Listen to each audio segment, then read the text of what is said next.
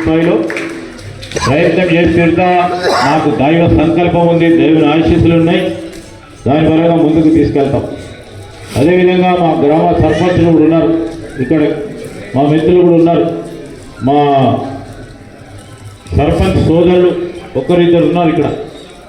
వారందరికీ కూడా మనవి చేస్తూ ఉన్నారు, మంచి పనులు చేయండి, మేము పూర్తి స్థాయిలో సహకారం అందించే కార్యక్రమం చేస్తామని కూడా మీ అందరికీ మనవి చేస్తూ, ఇక్కడ ఉన్న మా సింగరేణి అధికారులకు కూడా, ఈ ప్రాంతం అంతా కూడా సింగరేణి ప్రభావిత గ్రామాలు, ఈ గ్రామాలకు సంబంధించి ఒక పుణ్యక్షేత్రం ఉంది ఇక్కడ. ఈ పుణ్యక్షేత్రానికి సంబంధించి వెంటనే నేను ఖచ్చితంగా సీఎంఎన్ గారి దృష్టికి తీసుకెళ్తాం, నిధులు ఏర్పాటు చేసి మరి వెంటనే పనులను మొదలుపెట్టే ఒక కార్యాచరణ తీసుకోవాలని నేను ప్రత్యేకంగా RG1 GM గారు లలిత్ కుమార్ గారిని కోరుతా ఉన్నాను. అదేవిధంగా మరి చుట్టుపక్కల అంతా కూడా ఈ గనికి సంబంధించిన పనులు జరుగుతూ ఉన్నాయి.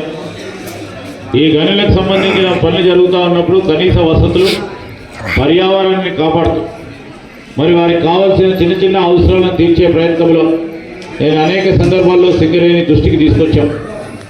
అదేవిధంగా ఆ విధమైన ప్రయత్నం చేయాలని, మీ సివిల్ డిపార్ట్మెంట్కి సంబంధించి వీరికి కావాల్సిన అన్ని అంశాలను కూడా దృష్టిలో పెట్టుకొని ముందుకు నడవాలని నేను మరి ఇద్దరు గౌరవ GMs ఉన్నారు, వారందరినీ కూడా కోరుతా ఉన్నాను.